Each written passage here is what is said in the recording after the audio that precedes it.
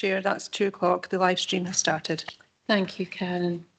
Hello, everyone. I would like to welcome members today to the first hybrid meeting of the Angus Health and Social Care Partnership Integration Joint Board, and remind all attendees that this meeting is being recorded and webcast live on the Council's YouTube channel.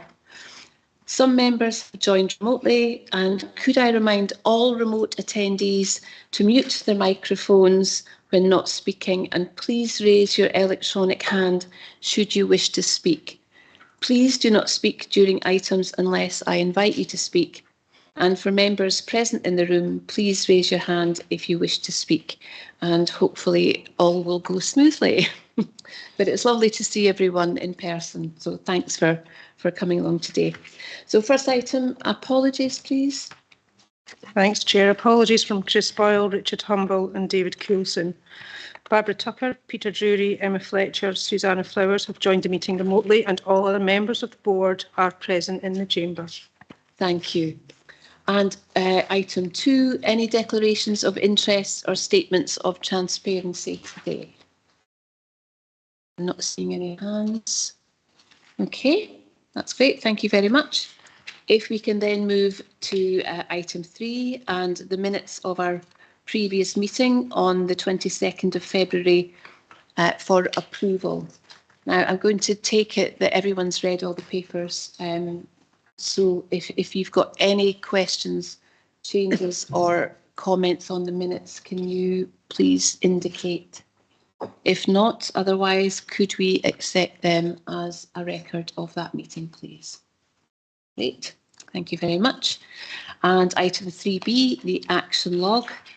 If we can move to that, that's falling from the 22nd meeting too.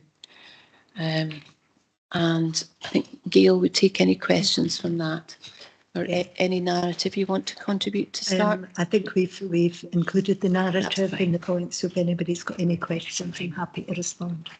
Anyone have any questions on the action log today, please? Nope, I'm not seeing any hands. Okay, that's great. Thank you very much.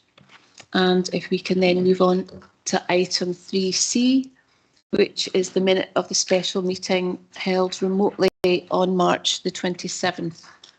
Are we happy to accept that as a true minute of that meeting? Yes, I'm seeing nods in the room. Okay, that's lovely. Thank you very much. And if we can then move to item 4, which is Adults with Incapacity Internal Audit, and it's a verbal update from Eunice McLennan. Thanks, Eunice. Thank you, Chair, and good afternoon, everybody. Thank you for the opportunity to bring to your attention the Adults with Incapacity Internal Audit completed by Angus Council.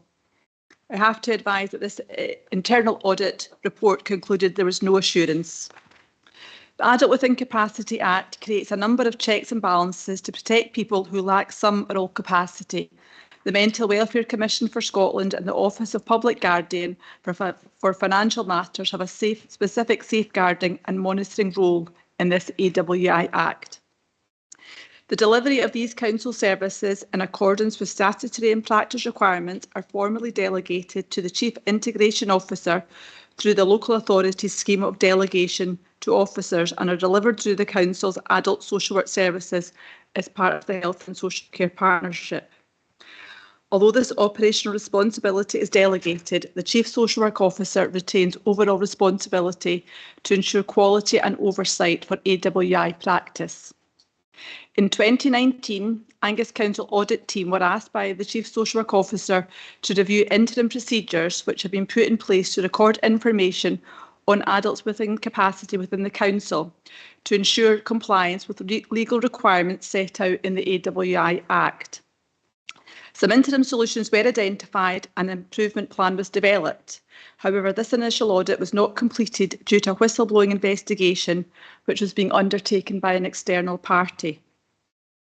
The audit was then recommenced and it reviewed the arrangements in place against a number of objectives. However, unfortunately, the conclusion of this audit was that the overall level of assurance for the period covered in the audit is no assurance. As a result of this, it is recommended that a full review of the guardianship process is undertaken in light of these findings. It's also recommended that the key performance indicators are developed and finalised to monitor future compliance. I am pleased to report to the IGB that a lot of work is ongoing to address the deficits in this report. We have established an action group that meets monthly to review the identified actions from the audit and the previous improvement plan, and work on matters are progressing well. We held a rapid improvement event on the 10th of March, which was well attended by staff who are supporting this work. We had one follow-up half day and another this Thursday, where we should get the operational instructions finished. We are planning a series of staff from July to September to go over the new processes, etc. One of the issues from the audit has been around Eclipse, which is our information management system, and this is being taken forward as an agreed priority for the Eclipse board to address. There was issues in the audit about a number of cases where there was outstanding matters, and I can assure you that all these cases, bar 2, have been taken forward, and the 2 that haven't, it's because of technical issues out with our control. We've also relocated the mental health officer team back into mental health and wellbeing service, and feedback from the team is very positive. I hope I can give some assurance this afternoon that we are addressing matters at a good pace. We have excellent buy-in from staff and have all areas of concern covered. I'm happy to take any questions. Thank you. Thank you, Eunice. And we did indeed see this come up at the scrutiny and audit agenda yesterday. So I've had an opportunity already on that. Does anyone have any questions for Eunice? Please. Catherine Lindsay. Thank you, Chair. It was just really to say, as the Chief Social Work Officer, that I am assured by the updates that I'm now receiving from colleagues in the partnership, and also the increased visibility and demonstrative activity in this area, I think demonstrates that there's significant improvement already achieved, and that we are likely to resolve all the outstanding concerning areas. Thank you. Thank you very much. Okay, I think that's it. We'll look forward to the report in June, Eunice. Thank you very much. Okay. So item 5, appointments. So this paper is recommending that we approve the following appointments. To appoint Susanna Flower, Nurse Director for Community and HSCPs, as the registered nurse representative and non-voting member of this board, and agrees to designate Gillian Galloway as Deputy Chief Officer for a further period of 2 months to support operational demand. I had the pleasure of meeting Susanna recently at a meeting at 9 Miles, so I'd be happy to recommend that we approve these appointments. Everyone agree? Thank you very much. Thank you, Susanna. So you're now a participant rather than an observer in the meeting, so do feel free to join in. Thank you, and it's great to see you continue on for a couple of months, Jill. Thank you very much. And if we can move to item 6, it's the directions policy and procedure update. So I think by now most members will be fairly familiar with the directions and procedures that back this up. I would like to go straight to recommending the approval of the revised directions policy and procedure at Appendix 1. Is everyone happy to do that?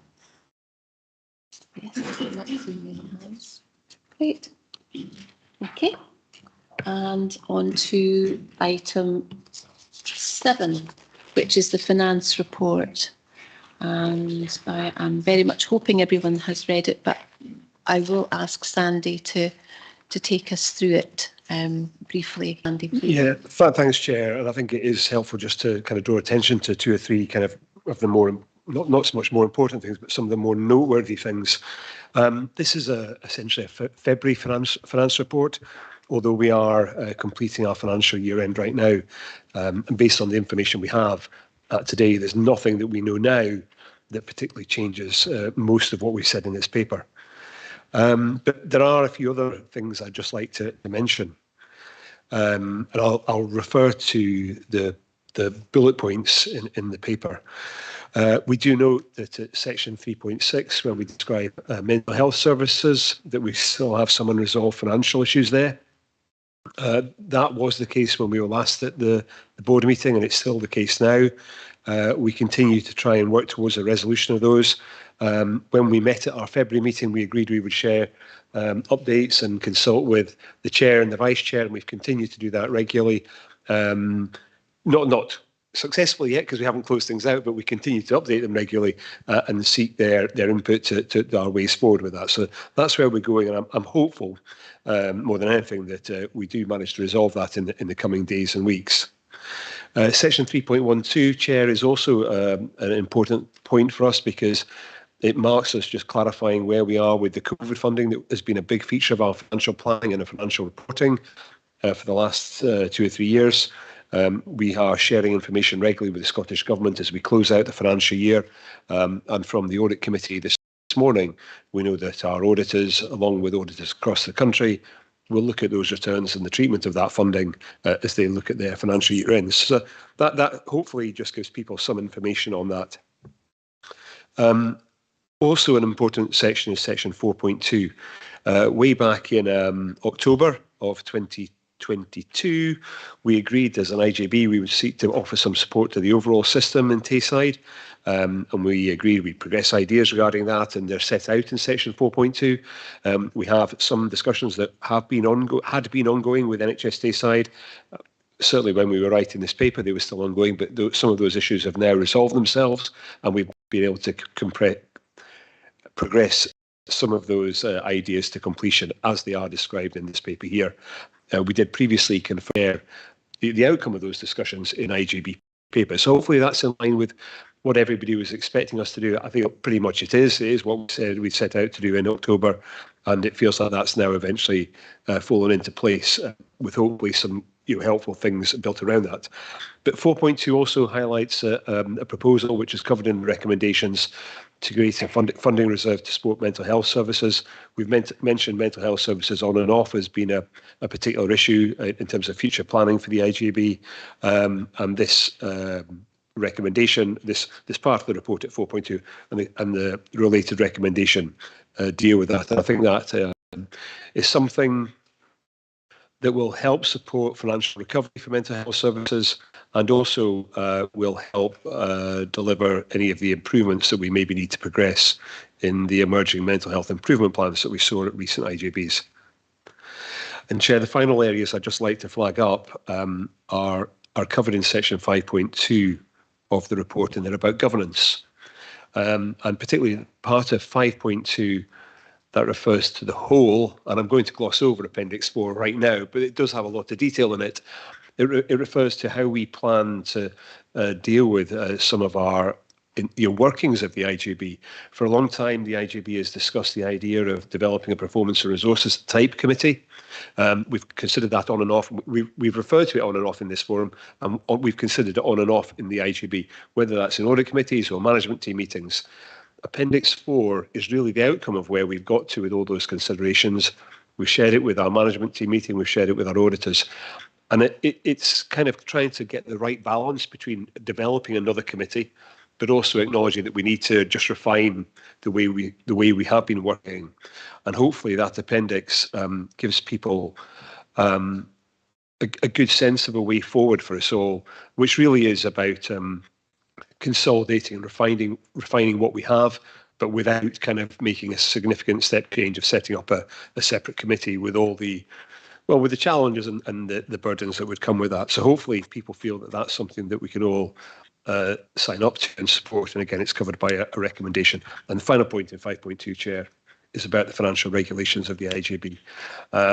We haven't revised them since 2015-16, which is before the IJB existed. They've been subject to review at the Audit Committee this morning, and the proposal here is about seeing if this committee would be prepared to delegate authority to sign off on reviews of financial regulations and that kind of thing, well, including the reserves policy, but not what we do with reserves, if this committee is prepared to sign to delegate that authority to update those policies to the Audit Committee, where there probably is a bit more time to discuss them.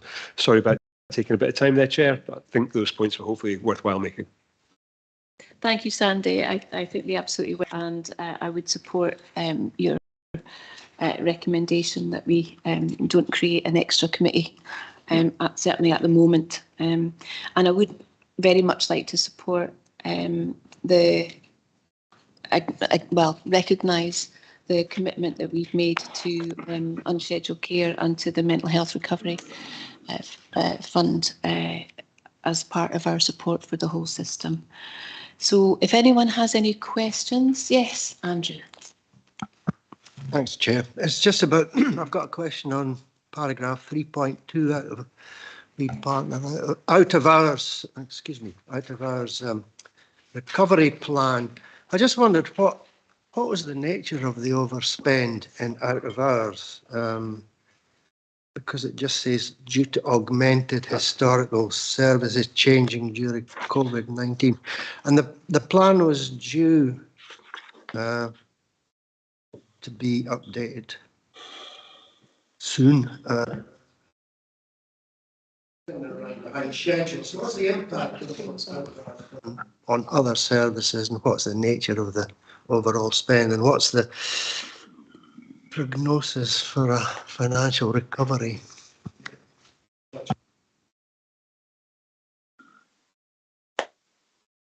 Yep, I'll initially respond, but I'm guessing Jill is already gearing herself up to respond also on this question.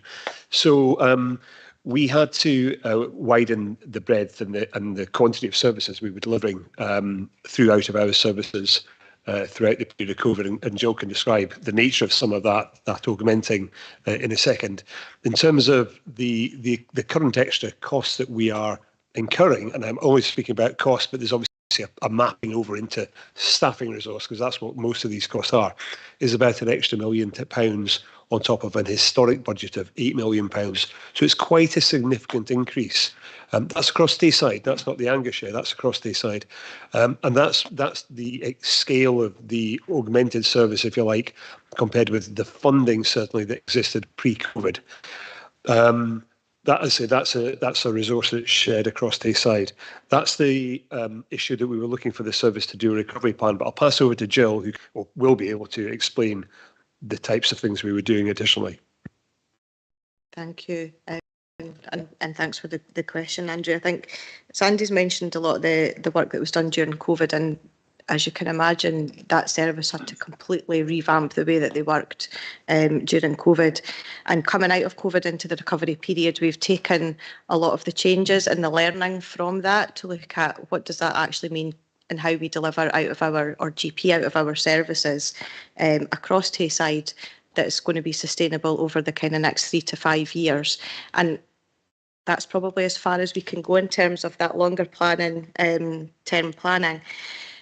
I think the majority of the overspend is around staffing, so clinical staffing, and Alison may want to come in here as well around the importance of that clinical staffing, not just in supporting the GP out of our service, but how it supports and impacts on the wider unscheduled activity, and how when we have a very good functioning out of our service, the impact that has both on emergency attendances and admissions is quite significant. We're actually in a really lucky position in Tayside, despite the financial position as a service. We're actually quite enviable from other board areas. People look at Tayside and wonder how we managed to have the level of GP input to the service that we have, because other services across Scotland are struggling quite significantly. And I think that the finance is one element of the service, and we're very mindful of that. The level of contacts, we have over between 80,000 and 100,000 contacts a year, so it's not a quiet service. So when you look at the level of staffing and budget that we have for that service based on the activity, we need to just balance that out a bit more. So what we're doing at the moment is looking at pulling together a kind for out of hours and a new model of care, and we are anticipating that coming to the June IGB. Obviously, we'll have to have engagement with the other two partnerships around that, because it is a regional service and Angus is the lead partner for that service. Alison, I don't know if you want to add anything. Yes, thank you, Jill. You mentioned all the contacts that happen in the out of hours period, and it's important to remember that 70% of primary care happens in the out of hours period, so it's the evenings and weekends, and that we're providing more care in the community than ever, and we know from our demographic growth the impact that that has on all our services, and that includes the out of hours service. We've also got a hospital system under pressure, and our acute service colleagues are very complementary of the care that the primary care out of hours provides, and they are very much part of the whole system, and we monitor weekly, you know, how the contacts and out of hours are going and the breach. So do we, as well as A&E targets, are we meeting the targets to meet our housebound patients with visits and seeing patients? And it's very, very important with these acute presentations that happen out of hours, they're the sick people, and that we do need to maintain standards, and we do that the vast majority of the time. But there are instances due to workforce pressures, there's certain times that we're not meeting it despite our best efforts with workforce. There's also the staff training and advanced roles that happens, because we do need to build a resilient workforce, and it's not just about replacing doctors with nurses, because nurses have their own value, unique contribution to give in the out of hours period. However, as we train people, there is a leakage over to GP practices which are struggling to recruit GPs. So there is a big system in out of hours to train excellent staff in primary care, and it's understandable then that independent practices take the workforce, and that's not necessarily a bad thing. And as the hospital's under pressure, in primary care we are looking after a lot of people who are unable to access the care that they need at present, and therefore present in the out of hours period. And there are some practices struggling where patients haven't managed to get out in a timely basis. They do contact the out of hours service, and we do try and work as a whole system.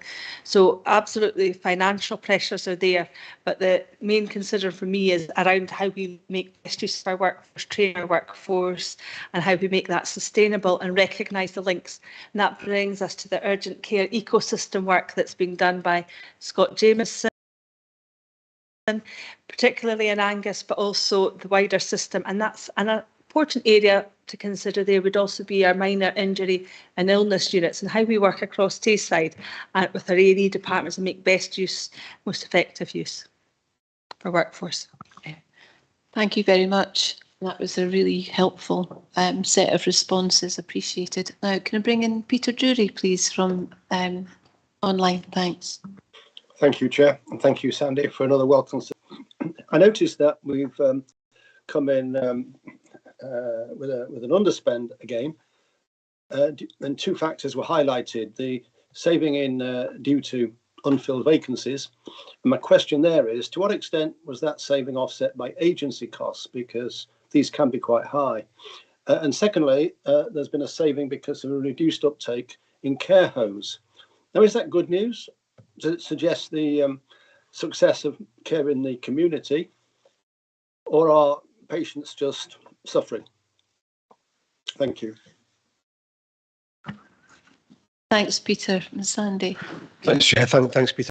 So I'll deal with the first of those questions first. In terms of unfilled vacancies, we have a relatively low use of agency staffing. I mean, I'm going to say it's nil. Yeah, it's certainly nil in terms of nursing agency. There might have been some instances of medical. Yeah, there have been some instances of medical agency, but in terms of nursing agency costs, that has been nil, pretty much nil for the last year. We do have reasonably high levels of additional hours and other options built around employment contracts that we do use. So that's us using our existing workforce flexibly within their contractual arrangements. But in terms of nursing agency, that is nil. But we are using a few examples in medical staffing. So we have had some instances of that. In terms of the second point, which was about the reduction in the uptake of care home beds, that has been a long-term feature. That has been a feature over the last couple of years. That's something that really was triggered during COVID. and it's continued since then. Is it a good thing? I'll turn around to a couple of experts in the room. That's Eunice I'm about to queue up in a second, but I think potentially it is a good thing in terms of maybe we are managing to keep people at home for longer, but there could well be other factors to play. And this is the kind of thing we mentioned in one of the finance reports. I'm speaking about this now purely from a finance perspective. We mentioned in the next finance report about the need to be a bit clearer about our kind of baseline resources for services like older people. And that's kind of us being clearer in our individual localities. How many people we're looking after, what's the quantity of home care we expect to provide in the future, how many care home beds do we expect to provide in the future. And maybe when we do that exercise, we might be thinking about resetting some of our internal expectations about the balance of home care and care homes on a longer term basis. So I'll pass over to Eunice now in case Eunice would like to add anything. But I think this is probably... Thanks, Andy. I haven't got a huge amount to add, but I think that part of our plan is that we try and support people at home for longer, and that is what we're doing, and people are making choices. We do know that people are still going into care homes, but they're that bit older. I think before it was about age 85 and now it's over age 87. So people are managing at home longer. The challenge we've got is our care at home and being able to support all those that have assessed need for care at home, and that's where we are struggling due to not being able to meet demand. So that is something that we're working hard on with a variety of strategies to address the demand gaps there. But I think as time goes on, we are getting feedback from people that they prefer to be in their own homes and be supported, and that's what they want to do, and that's what we need to try and corral our resources in order to achieve that. Thank you. Thank you, Eunice. Are you happy with that, Peter? Yeah, that was very interesting. Yes, I mean, I had thought that the reduction in care home costs was a COVID thing. But clearly, it's not bouncing back. So, there is a longer term adjustment there, maybe. Yeah, thank you. Thank you very much. And I think Alison's wanting to come back in yet. Yes, it's just to say that if you have people in care homes that could manage it home, it's not necessarily the right environment for them in terms of the interim care. We have to be very careful because it can take away people's independence. And really, I think the performance that we've had over the years in Angus has backed that this is a trend that we've had, that people are less likely to be in care homes, as Eunice says, and really from a person-centred perspective, it's about doing the right thing for people. People don't want to be in care homes unless that's the right environment for them. And the main limit restriction that we've got is our availability of care at home. But just to provide a level of assurance that we look at the standards of care in care homes, we've got a care home nurse, and there is a willingness to also look at the care at home and make sure that we're working as integrated teams to ensure people get the right care. But certainly, like that, we wouldn't want people to be in hospital unnecessarily because it's bad for them. We wouldn't want them to be in care homes either. And we've got very low levels of use of interim care beds, less than 10 at the moment. And I see that as a good thing for people. Thank you, Alison. And Peter Davidson, and then Lewis. Thank you. I thought all the questions were finished. I just thought it was worth noting from an assurance perspective. Sandy mentioned that he'd been in regular dialogue with us on his conversations with partner agencies, and that level of detail is I'm very grateful for that. But also I want to commend the detail and thank you for the level of information provided in these reports. But also your work in financing our priorities for the people here in Angus, but also supporting whole system pressures too, which I think the proactive approach that you've taken with this is greatly appreciated. And I certainly, as a board member, would like it noted that from an assurance perspective, that our finances are in good order, but also in very good hands too. So thank you very much for your work. Thank you, Peter. Lois. Thanks. Yeah, just going back to the points that were made about care at home and the reduction in care home. I just wonder that there are kind of huge staff and resource issues, across providers that provide and deliver care at home. And for, the combination of factors in terms of less older people going into a care home space. And I take Alison's point around, why sometimes that's not the best place. But do you think there is perhaps a risk that our younger population, those with physical learning disabilities, autism, complex needs, are going to be more likely to be at risk of perhaps being kind of forced into a kind of care home setting or environment, and undo a lot of the good works that have been done over the years in terms of those cohorts being supported in the community. Okay, thanks, Lewis. Yeah, I mean, that's a good question. It's also a really difficult question to ask, because the way I would think about most things, and not just that client group, but all our client groups, is ultimately in terms of our long-term financial position, we have got resource constraints at the end point of our strategic plan. Not in the immediate term, and you can see that in the next paper. So we will have a series of relatively difficult issues to address, and some of that we will be able to deal with through service change and service improvements that allow us to deliver as much of the care as we need to or want to, as best we can, to deliver the care for all our client groups. But some issues that we have to consider potentially towards, as we are looking at financial challenges, in terms of the end point of our strategic financial plan, may mean that we have to look at the level of care that we are providing for certain client groups. Now, whether it's the client group you're talking about or other ones, I don't know yet. But I think there are a number of things that we'll have to consider, and the more we can do through traditional angles, like looking at delivering our services more efficiently and more effectively, but sustaining that will be a good thing. But there may ultimately be some things that we have to compromise on. But what those are, I don't know, and I probably personally won't be making that judgment. I don't know if Eunice, you'd like to comment on that point. Thanks, Andy. I think what I would just add for some assurance is that we are looking at developing a framework so we can have a fair assessment process that fits a lot of the criteria, so that it's eligible, that it's transparent, that it's a recognised framework. We're looking at how we can economy of scale, increase capacity and meet people's needs. But as Andy said, we are going to have to make some challenging decisions going forward about how we balance our budgets and make sure that we comply and meet everybody's opportunities and give them the best opportunities we can within Angus. But it's not going to be an easy journey. Do you want to come back in, Lewis? No, that's okay. That wasn't kind of another question that I had, but I can come back in after, if that's okay, once anybody else has had the opportunity to speak. But yeah, it was just on the back of that discussion that had taken place. Okay. Thank you. Okay.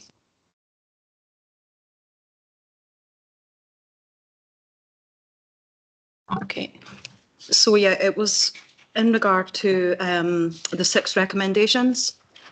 And I just wondered if perhaps under, I think it's, sorry, I'm just flicking to back to the page, whether we need to put a timescale in terms of review of the different shifts in the way we're governing and working.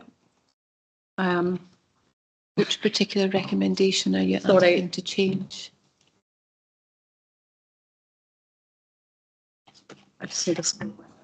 So, can I come in? Yes, you can. Yes, I think Councillor Speed's looking at page 54 here, where you're talking about the recommendations, the appendix about how we kind of do the oversight of the AGB. I think I was initially thinking you were talking about the recommendations at the front of the page, and there are only 5 of them.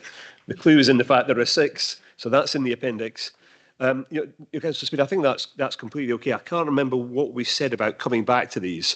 Some of these recommendations affect things like committees that only meet so many times a year.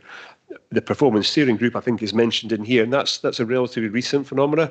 So we'll have to see how that works and how it flows information up into the IJB and the strategic planning group. So I would think probably anything less than a year would be too soon. But potentially, as we get to the end of maybe summer of 2024 might be a good time to let all these things bed in, allow the things that are flowing from one part of the system to another. For example, things that we've made recommendations about strategic planning group papers flowing through. Let's see how that all flows through, because again, they don't all happen every 2 months. Some of these things are happening at a slightly different order. So I think, I can't remember how the recommendations worded, but we could add on to the overall recommendation that we come and give an update about how these things have all worked in, let's say, June 2024. Would that feel Okay for everybody? Yeah. Yeah. Absolutely. Yeah. Microphone. Sorry. Um, if that's okay, Chair, I think it would really be good to set a date that we'd be aiming for to review rather than just let it kind of drift and that we get into ways of governing and working that actually we maybe need to revisit. That's fine. Thank you very much. And I just want to double check with the chair of the audit committee that recommendation 3 on page 42 is acceptable to the audit committee. Excellent. Thanks, Andrew. So can we go, if there are no more comments, can we then go to page 42 and the 5 recommendations and ask the IGB to approve those? Everyone happy with that? That's marvellous. Thank you. And if we move on to the strategic financial plan, which will be Sandy again, I think. Yes. Okay, thank you, Chair. So this is item 8 on the agenda. This report follows on from a report that you received at our February IGB meeting, where we shared a draft strategic financial plan for 23-24 and the next 2 years. This is an update. This effectively should be our final plan. You can tell from the recommendations that we do need to come back to this. We're talking about coming back in June just to say how we're getting on, but trying to come back to this forum in August with an updated paper. And that's because, in summary, the gap that we showed in our draft financial plan in February is still there, ultimately. We haven't managed to do things or crystallise things or close things out specifically that have dealt with the financial gap. Bearing in mind the financial gap that we're talking about is a strategic financial planning gap. It will materialise not in this year. I say that out loud, so it's all been recorded. I do not think it will happen this year, but I think it will happen from year 2 next year and the year beyond. And that's when we see a significant financial gap emerge. And that's because of the factors we've laid out in this paper about a series of pressures, but in the short term, those pressures be mitigated by the staffing issues and the vacancies that we have, but also by our ability to use reserves. So we are going to have to come back. That's what this paper says, Chair. A lot of the content in here is very to what you saw in the February paper. We've had to restate it so it reads as a comprehensive plan. We've got comments in here. I'm just going to highlight 1 or 2 kind of important things. Comments in here about things like resetting budgets for some services. This includes services like older people services that Peter Drury mentioned just a few minutes ago. We have largely got our budgets resolved with our partners, 1 or 2 loose ends. Those loose ends are significant regarding things like mental health.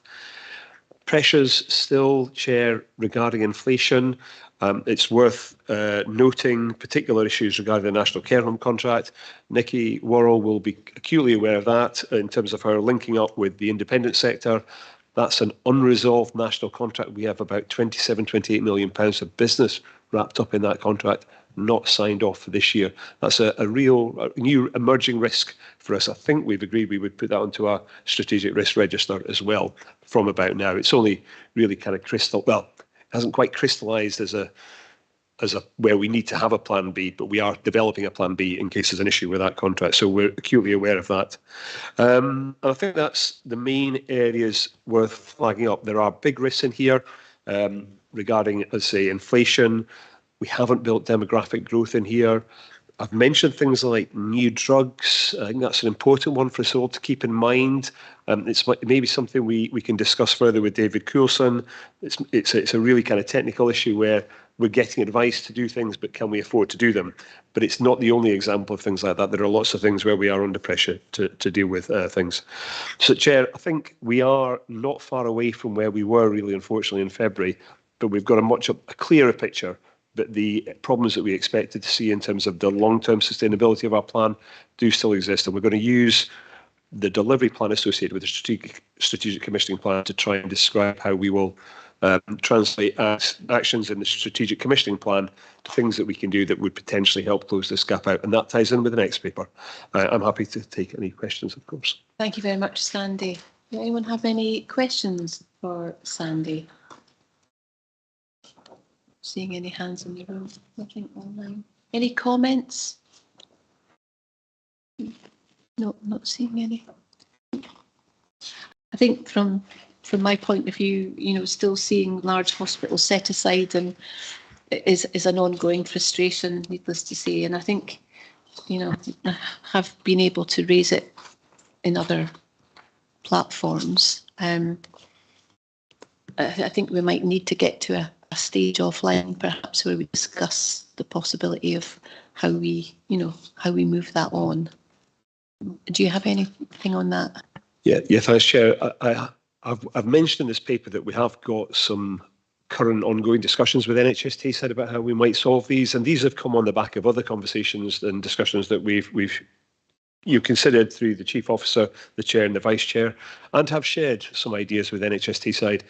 I mentioned at the Audit Committee, because a similar issue kind of came up, that we've got some ideas about how we might be able to move some of the technicalities, and I do kind of stick with the technicalities about large hospital set aside, how we might be able to move them on in a relatively simple, transparent way. And I think that is a way, if we can make that work, it's a way that will also tie in and make dealing with the underlying service changes, which I know is something that Jill has spoken about a lot. It will actually probably, I'd like to think, would facilitate that. And it would maybe take the technical blockage and the technical assembly block out of the equation, allow us to move on a wee bit. So I'm hopeful again on that front, and we'll see that unfold. Thank you, Sandy. I love your optimism. Okay. Can we, if there are no more comments or questions, can we then go back to the recommendations on page 55 and agree all 3 recommendations for this paper, please? Yes. Good. Thank you very much. Thank you, Sandy. And we're now moving on to item number 9, which is our Strategic Commissioning Plan 2023 to 2026, which is a huge piece of work. And I'm really grateful to all those involved in pulling it together, all the engagement work that you've done on this. Is it Jill? Gillian Galloway is going to give us an introduction to this. Thank you, Gillian. Thank you, Chair. And I think Sally's here as well, who was instrumental in pulling this together. And I think just to extend my personal thanks on to everyone involved in pulling the document itself together.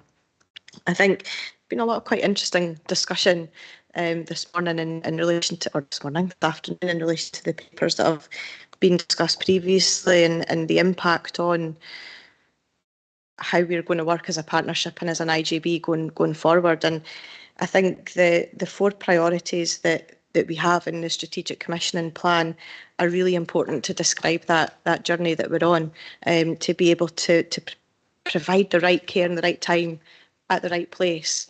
And I think the 2 priorities around prevention and proactive care closer to home are actually really important and really big priorities for us, because we need to be able to look after and care for the whole population in Angus. Now, I know that as a partnership we cover adult services mainly, but children do come through our services. So children do come to care, they come through hospitals, they come through emergency departments.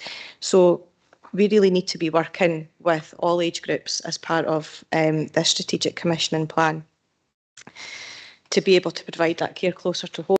And the large hospital set aside discussion is quite interesting in that as well, because if we can get that right, actually, I know large hospital set aside is not purely about the finance, but that should inform, help us drive forward some of that ability to make sure that we do have the structure, the infrastructure, the workforce. And that's not, I'm not saying that we're going to be able to appoint to all of the vacancies, but to be able to have some of that funding shift into the community, to be able to provide that care as close to home as possible with a integrated focus on what we're doing is actually really important.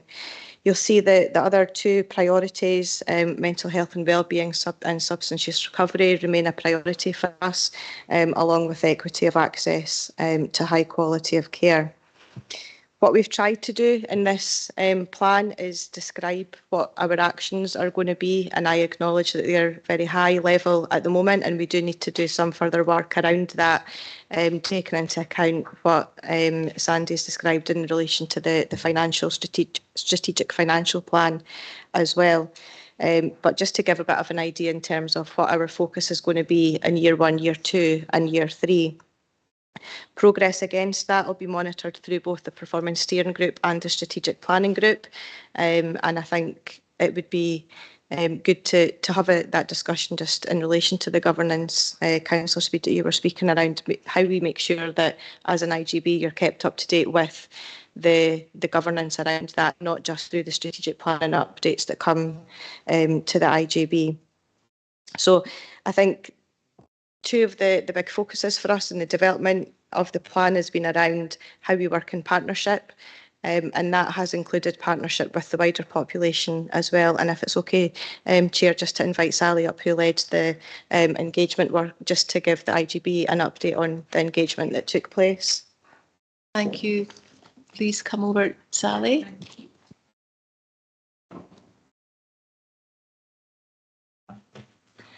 Thank you very much, Chair, for inviting me here. So you've received a paper that you have really describing all the engagement work that has taken place.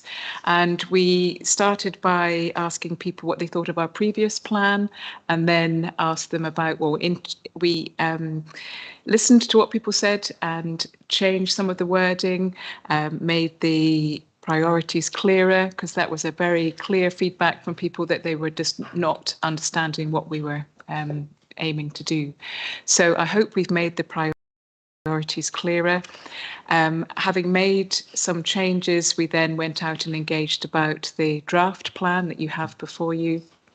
We provided a summary of some of the major points, and you'll see that the feedback was positive in relation to the vision, very positive in relation to the priorities. And overall, although I'm disappointed by the number of people that responded, despite huge efforts of going to supermarkets and following local library buses and people promising to give their feedback, that unfortunately didn't necessarily materialise, having given lots of leaflets to people. So the information about what we have or how we have engaged is within that little summary report that's attached, and but be delighted to take any questions that you have. And Jill, anyone have any questions for anyone around the strategic commissioning plan? I'm not seeing any hands in the room. None there. Oh, Lewis. Thank you. Thanks, Chair. Yeah, I know that, Sally, you've been working particularly hard in terms of that engagement, and I know that it's a difficult task when, you know, there's only one of you and probably a little team supporting.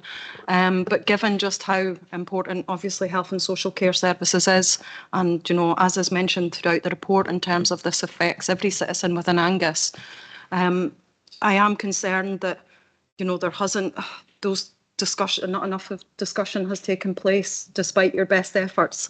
And I just wondered what can be done moving forward just to try and engage more people, especially people that perhaps are underrepresented, underrepresented groups, to just bring people into that conversation around health and social care services in Angus. I know certainly even the conversations I have with people within my constituency, do you know, a lot of people don't even know what the Health and Social Care Partnership is, which, you know, might sound strange for us that come and meet regular and are used to seeing all these reports. And I just feel that more does need to be done, given a lot of the crisis and difficulties that we're faced with. Jill, thank you. Thank you, Councillor Speed.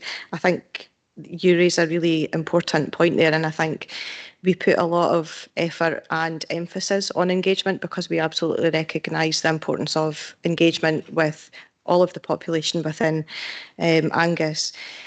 One of the challenges is it's a very generic document in some ways. So if people don't know what a health and social care partnership is, it's very difficult to comment on a strategic commissioning plan. And actually, even the word strategic could scare some people off if they don't know what it is. So I think there's been a lot of work that's done, and I have to commend Sally on the amount of work that's been put into the engagement.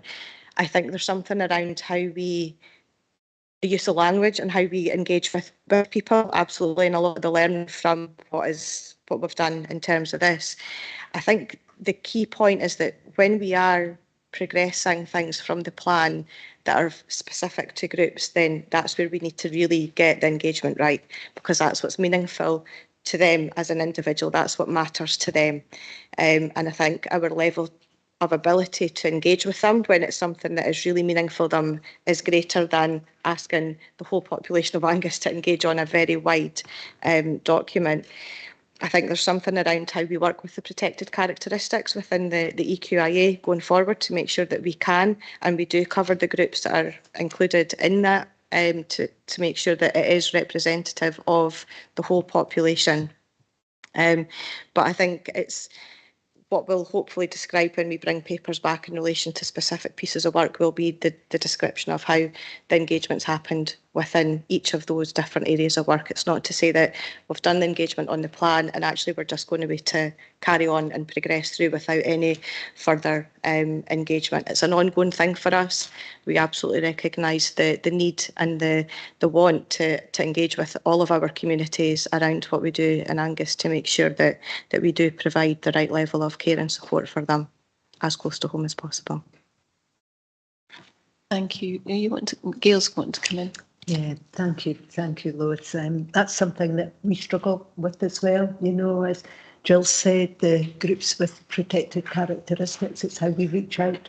But I would like to stress to all IGB members, if you all have different suggestions or any suggestions how we can do that, we are willing to listen, because we absolutely want to reach as many people as possible. And we do try, and I want to commend Sally and the team for doing that. There is already in this document already some key responses here. Despite Sally's efforts, there's still 231 responses that we've analysed, and they've given us some key messages, and quite starkly 64% are saying access to services is a priority. So that's something we need to look at, how we can do better than what we can do there. So by way of reassurance, we will intend on actioning the results that are in here. But if there's any other ways, Lois, anything else we can do, we're definitely willing to listen. I'm sure I'm speaking on behalf of Sally there as well. And there is an event on May the 11th.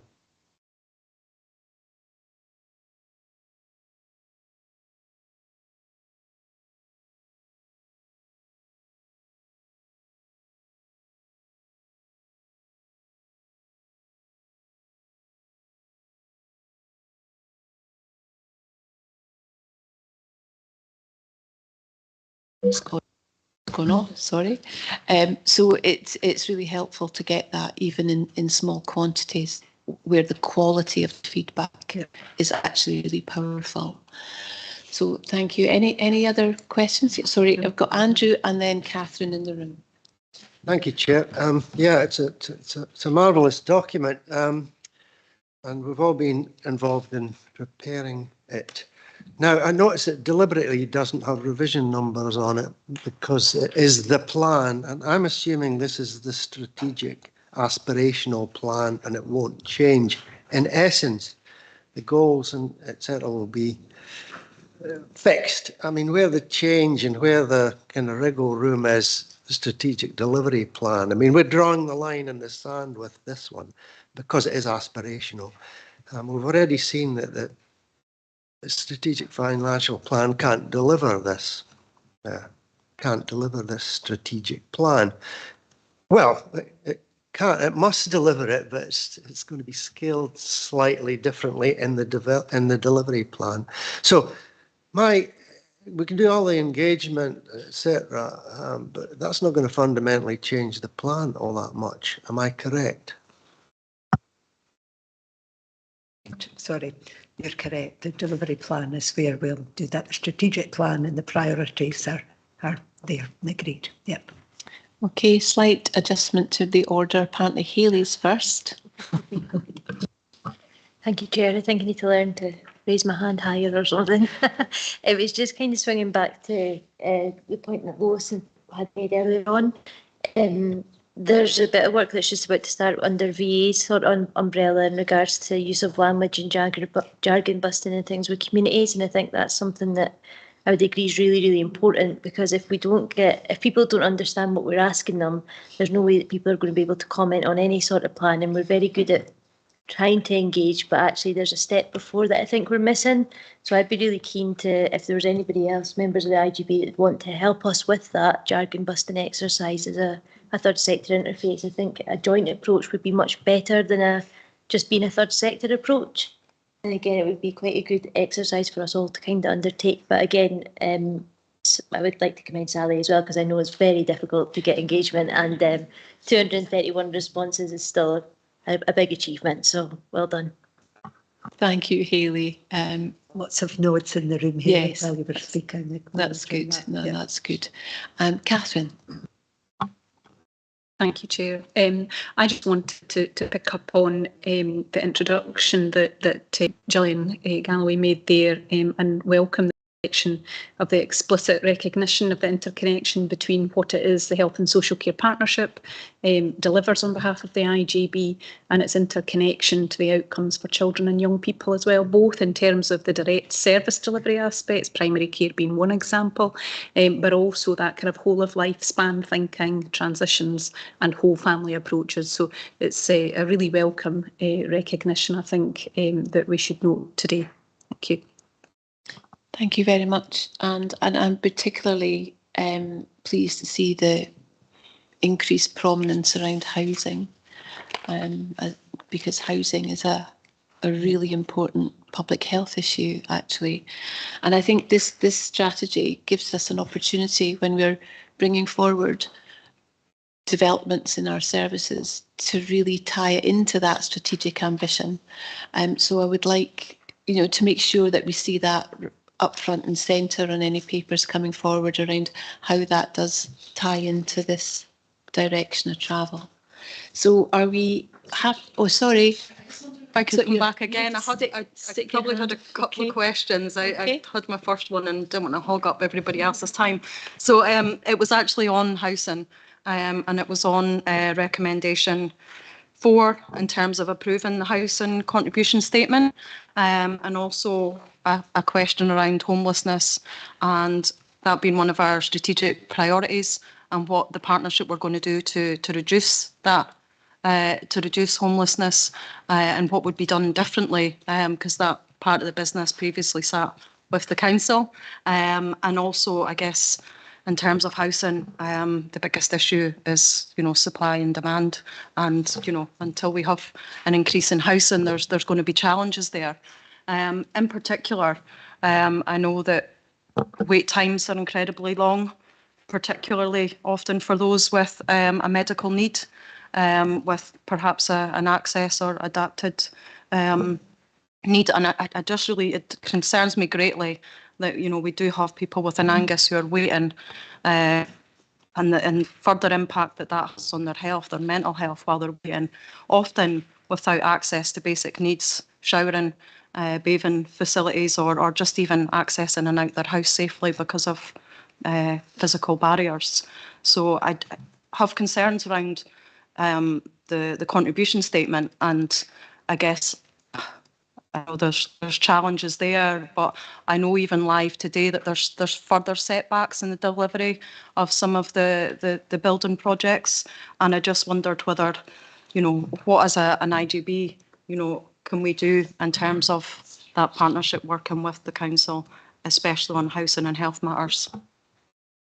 If I bring Jill in, but I know from as a councillor, we've got a new head of service, and we're really keen to discuss that in partnership. So I'm going to pass on to Jill. I think it's work in progress is the honest answer to that, in terms of the housing contribution statement, which I think Sally was probably as excited as anybody to actually get this information into the strategic commissioning plan.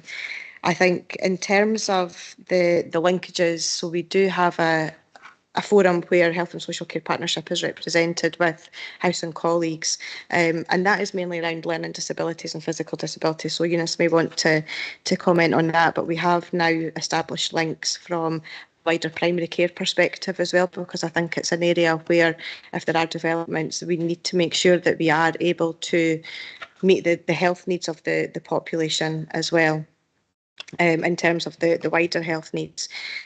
Do you want to come in around the physical disabilities? element of it. And we do work closely with them as much as possible, and with the integrated OT teams as well to try and do that.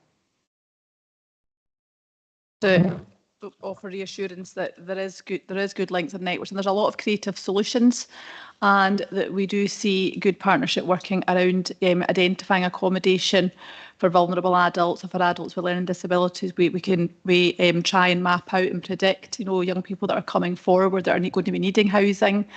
Certainly in the last year in this post, there's been quite a lot of positive work with housing around identifying resources for people. There's a service leader for learning disabilities and physical disabilities sits on the complex care panel, the housing's adaptations panel. So we're well integrated into working with housing in order to try and identify solutions. Thank you. Okay, thank you. Peter Davidson. Thank you. Yeah, it's a really enjoyable strategy to read. It's really ambitious, as had been said. I'm looking at page 124. How will we know we've made a difference? So if we sit here in 2026, how will we know that we have made the changes that we hope to make? Referring back to page 101 in the Angus Care model, this diagram, which is lovely. So many partners, so much good work going on in the community that we require, because we can't do all of this alone. But I just wonder if there's a sense that we don't have collectively as good a monitoring process, as robust a monitoring process as we could have. It says at the bottom of page 124, each of the 4 localities in Angus will play a crucial role in delivering the plan. I absolutely agree, and I think they will. And I can see how in third sector interface groups locally and how the locality improvement groups locally will implement the plan. But how do we monitor its impact? What are we going to do between now and 2026 to actually capture all of the good work that will ultimately go on and make a difference to the people of Angus? Because I think much of it might go unnoticed if we don't develop our monitoring processes. Thank you. Okay. Thanks, Chair, Peter. thank you. If it's okay, just to go back to one of Councillor Speed's point, and just in relation to homelessness, specifically, first, if that's okay. So in terms of the homelessness, we have got it as a priority within the plan. We've got specific actions in terms of how we're wanting to reduce and work with council colleagues to reduce homelessness, but not only that, to make sure that they've got access to services as well, which is also really important for us. So again, it's an area which we haven't had as much focus on previously, but with the shift in terms of the new service that's come over into the partnership, I think that there's a lot of opportunities for improvement there, and it will get an absolute focus of priority 4 in terms of equity of access. Peter, in terms of the monitoring, I think it's a really good question, and I think it's not something that we've been overly good at, if I'm being honest, before. What I would quite like to see is how we bring our updates back to the IGB around our progress around the strategic delivery plan, so that it's not just a big narrative around all the different pieces of work that we're involved in, because that's a lot of work and it's a lot of information to take in. So we need to get away, and I would be really keen to come out and speak to members around how you would like to see these reports coming back. But part of the work that we are doing in the background is both looking at qualitative indicators and quantitative indicators for each of the areas of work, so that when we're coming back, we can actually tell you. So it's not just about saying this piece of work's happening, it's about this piece of work's happening, so what? And we're able to say, well, this is the difference that it's actually making to people. We'll also have the performance dashboards that are coming back, obviously, that specifically focus on the national indicators, but we would quite like to include some narrative, qualitative, quantitative information in the strategic delivery plan updates that come through the IGB. So we will be coming out to speak to you to say, what do you want to see?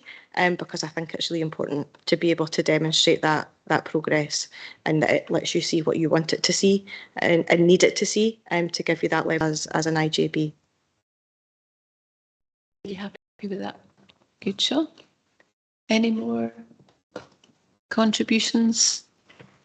Nope, not seeing. Yeah, Lois, Yeah, just to record my concern and possible consent with regards to the housing contribution statement, and just concerns that I don't feel that it necessarily is going to help the health and social care partnership to achieve the the reduction in inequalities and improved lives that we would perhaps hope to see just based on the projections there in terms of delivery of new housing and addressing some of the other housing related areas of business. Noted, thank you. Okay, so with that, can I move to page 70 and the recommendations? And there are 5 recommendations there. And you'll note that recommendation 5 is to agree the direction at Appendix 6. So can we agree all those recommendations, please? Everyone happy with that? Marvellous. Thank you very much, and congratulations everyone to the amount of work that you've put into that. It really is appreciated, and I know I'll hopefully help address some of Lois's concerns. That I'm certainly, with my council hat on, really keen to look at housing as a priority. Thank you. And our almost final item, number 10, is the annual work plan. And we've got one recommendation there to approve the work plan. Who would be it? Be yourself, Jill. Do you have anything you want to say before we take questions? Thanks. Thanks, Chair. Just one quick question or comment for the IGB to pay note to is previously we had reports from Child Protection, Annual Report, Community Justice Planning Partnership, and we're proposing that they come for information round the group rather than formal reports to the IGB. I think I'd be happy to support that. Everyone else okay with that? Yeah. Any questions around the work plan paper? No. Any comments? No. Thank you very much on that one, Jill. So we can endorse the attached annual work plan. And our final item for today, date of our next meeting, again will be a hybrid meeting based here on Wednesday the 21st of June at 2 o'clock. And with that, I close today's meeting and thank you all for attending and engaging in it. Thank you. John, can you stop the live stream, please? Thank you.